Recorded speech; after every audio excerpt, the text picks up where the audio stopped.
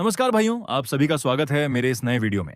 और जिसने भी अभी तक पिछला पार्ट नहीं देखा है, वो जल्दी से जाकर पहले पुराना पार्ट देख लो, क्योंकि आज की कहानी वहीं से आगे बढ़ने वाली है। और यकीन मानो, आज का पार्ट पहले से भी ज्यादा खतरनाक और मजेदार होने वाला है। तो चलिए शुरू करते हैं। कमरे के भीतर डर और दहशत का माहौल था। चीफ जमीन पर बेसुध गिरा हुआ था। उसे इस हालत में देखकर वहां खड़े आर्मर्ड सोल्जर्स घबरा गए। उनमें से एक चिल्लाया, चीफ, ये तो बहुत बुरा हुआ, चीफ को किसी ने ढेर कर दिया। दूसरा सोल्जर अपनी बेबसी पर हाथ मलते हुए बोला, हमारे मैजिकल ट्रिंकेट्स भी उसका कुछ नहीं बिगाड़ पा रहे हैं। तभी अंधेरे को चीरते हुए सफेद बालों वाला एक रहस्यमयी और शक्तिशाली मैज उनकी तरफ बढ़ने लगा। उसके चेहरे पर एक क्रूर मुस्कान थी और उसके बाएं हाथ में नीले और बैंगनी रंग की मैजिकल फ्लेम्स धधक रही थीं। वह घमंड से मुस्कुराया और बोला, मुझे तुम जैसों को खत्म करने के लिए डार्क नाइट की भी जरूरत नहीं है। मैं अकेले ही तुम सबको संभाल सकता हूं। उसने अपनी मैजिकल पावर को समेटा और चिल्लाया, डार्क एलिमेंटल ऑब। अगले ही पल उसके हाथों से बिजली की गड़गड़ाहट के साथ एक विशाल घूमता हुआ नीले रंग का एनर्जी टॉर्नेडो निकला। वह विनाशकारी बवंडर तेजी से सोल्जर्स की तरफ बढ़ने लगा। उसका आकार इतना बड़ा था कि सोल्जर्स के पैरों तले जमीन खिसक गई। मौत को सामने देखकर वे पीछे हटने लगे। तभी दूसरी तरफ से कुछ वॉरियर्स दौड़ते हुए आगे आए। उनके लीडर ने बिना समय गंवाए अपनी पूरी ताकत से चिल्लाकर एक जादुई मंत्र फूंका, होली लाइट शील्ड। मंत्र पढ़ते ही उनके सामने एक चमकदार, मधुमक्खी के छत्ते जैसी जालीदार नारंगी रंग की सुरक्षा दीवार खड़ी हो गई। तीन वॉरियर्स ने अपने हाथ आगे बढ़ाए और उस शील्ड को अपनी पूरी एनर्जी देने लगे, ताकि वह मेज के हमले को रोक सके। शील्ड के पीछे खड़ा वॉरियर अपने दांत भींचते हुए चिल्लाया, लाइन पर डटे रहो, हिम्मत मत हारना। उसके इन खतरनाक अटैक्स में बहुत ज्यादा माना खर्च होती है। उसका माना बार अब तक लगभग खाली हो चुका होगा। उसने अपनी टीम का हौसला बढ़ाते हुए आगे कहा, हमें बस किसी तरह इस अटैक को झेलना है और टिके रहना है। जैसे ही उसकी मैजिकल पावर खत्म होगी, हम काउंटर अटैक करेंगे और उसे हमेशा के लिए खत्म कर देंगे। एक तरफ विनाशकारी डार्क मैजिक थी और दूसरी तरफ वॉरियर्स का दृढ़ संकल्प। अब यह देखना था कि जीत किसकी होती है। एक वॉरियर अपनी शील्ड के पीछे छुपते हुए अपने साथियों का हौसला बढ़ाने की कोशिश कर रहा था। उसकी आंखों में डर साफ दिख रहा था, लेकिन वह चिल्लाया, हमें बस टिके रहना है। एक बार जब इसकी सारी ताकत खत्म हो जाएगी, तब हम काउंटर अटैक करेंगे और इसे यहीं ढेर कर देंगे। उन्हें लगा था कि सामने खड़ा दुश्मन थक जाएगा, लेकिन उनका सामना किसी आम इंसान से नहीं था। सामने खड़ा सफेद बालों वाला रहस्यमय नेक्रोमेंसर जहरीली मुस्कान के साथ हवा में तैर रहा था। उसके चारों तरफ नीली आग के गोले और आसमानी रंग की बिजलियां चमक रही थीं। उसने उनकी बात सुनी और ठहाका लगाते हुए बोला, मैंने तो अभी ठीक से शुरुआत भी नहीं की है। बिना एक पल गंवाए उसने अपनी उंगलियों के इशारे से ऊर्जा की विशाल और विनाशकारी किरणें छोड़नी शुरू कर दी। नीली रोशनी का ऐसा सैलाब आया जिसने पूरे मैदान को घेर लिया। शील्ड पकड़े हुए वॉरियर का चेहरा पीला पड़ गया।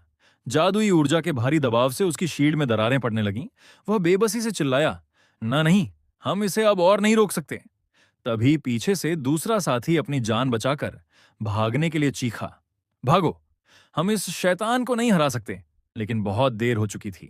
एक जोरदार धमाका हुआ। धड़ाम। आसमान को छूता हुआ आग और मलबे का बवंडर उठा, जिसने पल भर में सब कुछ तबाह कर दिया।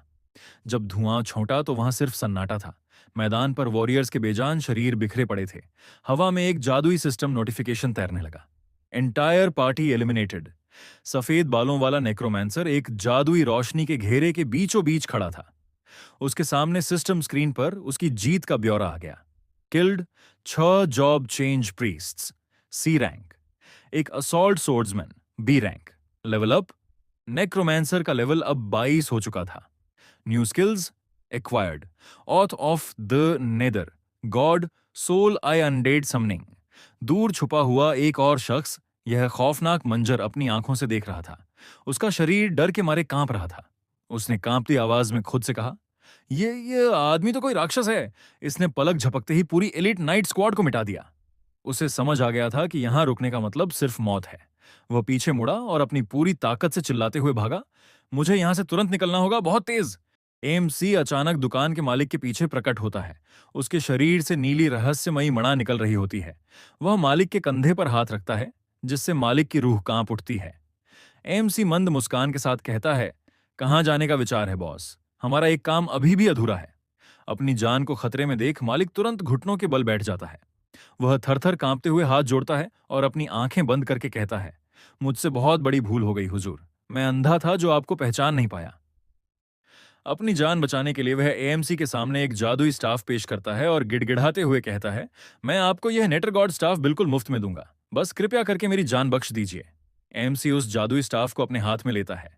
जैसे ही वह उसे थामता है, हवा में एक जादुई स्क्रीन चमक उठती है जो उस स्टाफ की असीमित शक्तियों को दर्शाती है।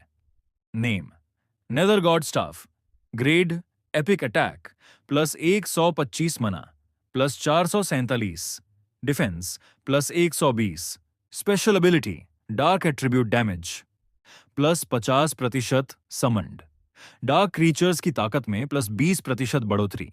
स्टाफ को देखकर एमसी संतुष्ट महसूस करता है और कहता है, बुरा नहीं है, यह वाकई एक दमदार हथियार है। हथियार मिलने के बाद भी एमसी का गुस्सा शांत नहीं होता। वह अपनी तलवार तानते हुए बर्फीली आवाज में कहता है, मुझे तुम्हें जिंदा छोड़ने की कोई एक और ठोस वजह बताओ। डर के मारे मालिक का पूरा शरीर पसीने से भीग जाता है। वह रोते हुए एक और बड़ा राज खोलता है। दरअसल मैंने इस स्टाफ के बारे में बहुत गहराई से अध्ययन किया है। यह साधारण स्टाफ नहीं है, बल्कि यह महान नेदर गॉड सेट का एक हिस्सा है। वह आगे समझाता है कि इस जादुई सेट के बाकी हिस्से, जैसे शक्तिशाली आर्मर, हेलमेट, बूट्स और मैजिकल केप, दुनिया की अलग-अलग लैबिरिंथ्स में बिखरे हुए हैं। ऐसा कहा जाता है कि जो कोई भी इस पूरे नेदर गॉड सेट को इकट्ठा कर लेगा, उसे नेटर गॉड की वास्तविक शक्ति मिल जाएगी और उसका जीवन और मृत्यु पर पूरा नियंत्रण हो जाएगा। अपने पास मौजूद सारा ज्ञान उगलने के बाद मालिक जमीन पर अपना सिर टेक देता है। वह बुरी तरह हांफते हुए कहता है, मैंने वह सब कुछ बता दिया जो मैं जानता था। क्या अब आप मुझे जाने देंगे? मैं आपसे इस सामान का एक भी पैसा नहीं लूंगा। मैं सब कुछ वापस कर दूंगा। तभी एएमसी अपनी अंतिम और सबसे खतरनाक जादुई शक्ति का आह्वान करता है, oath of the nether river. पूरा कमरा भयानक नीली रोशनी से घिर जाता है। मालिक की किस्मत अब पूरी तरह एएमसी के हाथों में थी। एक तरफ एक साधारण व्यापारी या बॉस जमीन पर बेबस गिरा हुआ था और दूसरी तरफ खड़े थे एमसी और उनके पीछे साए की तरह मंडराती एक विशाल नीली आभा वाली मायावी देवी। अचानक एमसी ने अपनी शक्तियों का प्रदर्शन किया। देखते ही देखते चारों तरफ पानी की विशाल खौफनाक लहरें उठने लगीं। वह पानी साधारण नहीं था, वह पाताल की अंधेरी गहराइयों से आई लहरें थीं। जमीन पर गिरा आदमी डर के मारे कांप उठा। उसने पीछे हटने की कोशिश की, लेकिन तभी उस पानी में से कंकाल के दो भयानक हाथ बाहर निकले और उसे जकड़ने के लिए आगे बढ़े। वह चीख पड़ा, मुझे माफ कर दो, मुझे छोड़ दो। उसे बुरी तरह डर से हांफता देख एमसी के चेहरे पर एक शांत लेकिन गहरी मुस्कान आ गई। उसने बेहद ठंडे और धीमे स्वर में कहा, बॉस, घबराओ मत। मैं तुम्हें जान से नहीं मारने जा रहा हूं। मैं बस इतना चाहता हूं कि तुम इस नेटर रिवर की कसम खाओ कि तुम उन नाइट्स के साथ हुई मेरी लड़ाई का एक भी किस्सा किसी के सामने जाहिर नहीं करोगे। अपनी जान बचाने के लिए उस आदमी के पास कोई और रास्ता नहीं था। उसने घबराते हुए तुरंत अपने हाथ ऊपर उठाए और कहा, मैं कसम खाता हूं कि मैं तुम्हारी लड़ाई के बारे में किसी को कुछ नहीं बताऊंगा। अगर किसी ने मुझसे पूछा भी तो मैं कह दूंगा कि मैं उस वक्त डर कर कहीं छुपा हुआ था और मैंने कुछ नहीं देखा।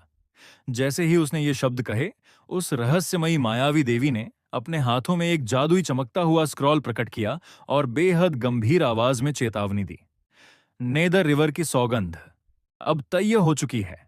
याद रखना, जो कोई भी इस कसम को तोड़ेगा वह हमेशा हमेशा के लिए नेटर रिवर की अंतहीन गहराइयों में डूब जाएगा। समझौता पूरा होने के बाद एमसी ने अपनी शक्तियों को शांत किया और कहा, ठीक है, तब हमारे रास्ते यहीं अलग होते हैं। इतना कहकर वह अपनी मायावी देवी के साथ आगे बढ़ गया।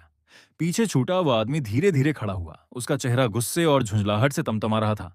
उसने जाते हुए एमसी की पीठ को देखा और गुस्से में बड़बड़ाया, धत तेरे की, इस बार तो मुझे बहुत बड़ा नुकसान झेलना पड़ा। उसका डर अब धीरे धीरे गुस्से और अहंकार में बदल रहा था। उसने अपने दांत भींचे और मन ही मन सोचा, कैसी नेतर रिवर की कसम, वह यकीनन मुझे सिर्फ डराने की कोशिश कर रहा था। उसका मुंह पर कोई जोर नहीं चलेगा। लेकिन वह यह नहीं जानता था कि पाताल की शक्तियों से किया गया वादा कभी खाली नहीं जाता।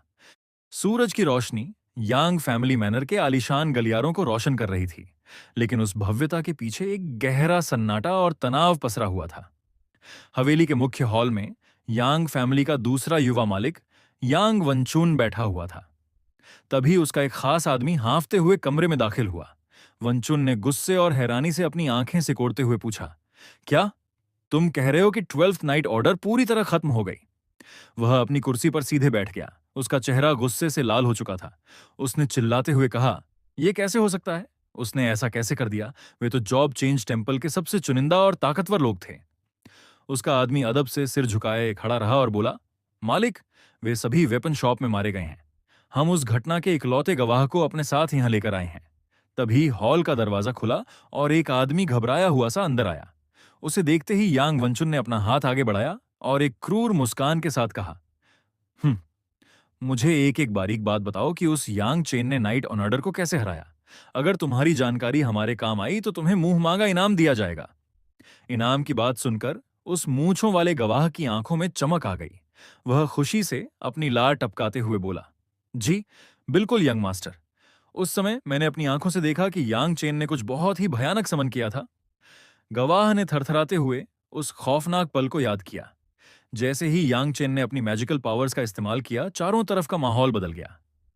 हवा में एक अजीब सा दबाव बन गया और देखते ही देखते आसमान और जमीन के बीच बादलों और लहरों का एक विशाल, गहरा और डरावना बवंडर उठ खड़ा हुआ। वह गवाह खुद उस घूमते हुए काले अंधकार के सामने बेहद छोटा और बेबस महसूस कर रहा था।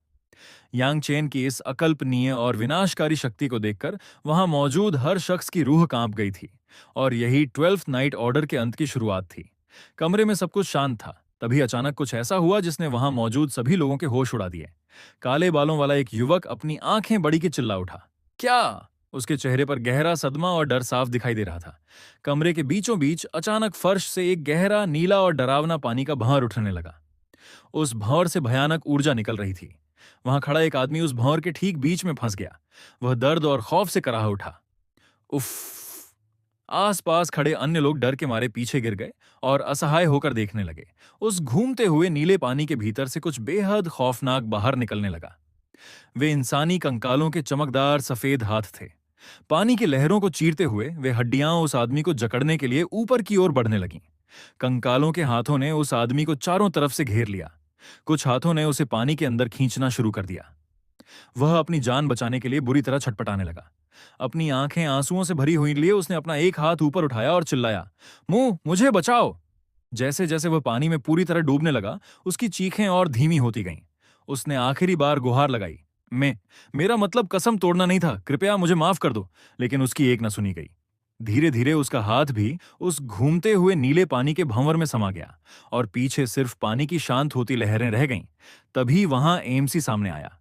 उसकी आंखों के नीचे काले निशान थे जो उसकी असीम शक्तियों को दर्शा रहे थे। उसने ठंडे और शांत लहजे में कहा, जो लोग नेतर रिवर की कसम तोड़ते हैं, उनकी आत्माओं को खींचकर सीधे नेदर रिवर की गहराइयों में डाल दिया जाता है। अगर तुम इसके आगे के चैप्टर सबसे पहले देखना चाहते हो तो चैनल को सब्सक्राइब करना ना भूलें।